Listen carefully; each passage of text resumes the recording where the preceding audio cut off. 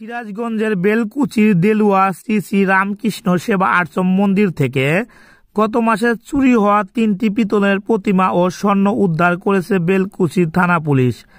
এ সময় চুরির দায়ে হামিদুল ইসলাম ওরফে আরিফ নামে একজনকে গ্রেপ্তার করা হয়েছে।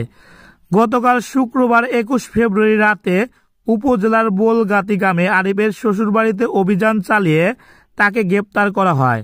এ সময় তার কাছে থেকে চুরি হওয়া সরঞ্জামাদি উদ্ধার করা হয়েছে। গ্রেপ্তার আরিফ ইনাদপুর থানার রূপনাই গ্রামের দাদু শেখের ছেলে। বেলকুচি থানার officer in charge OC Mohammad Zakaria Hossain বলেন, গত মাসে ওই মন্দির থেকে পিতলের প্রতিমা ও স্বর্ণ চুরির ঘটনা ঘটে। এ ঘটনায় মামলা হওয়ার পর থেকে আমরা চুরি হওয়া সরঞ্জামাদি উদ্ধারের তৎপর শুরু করি।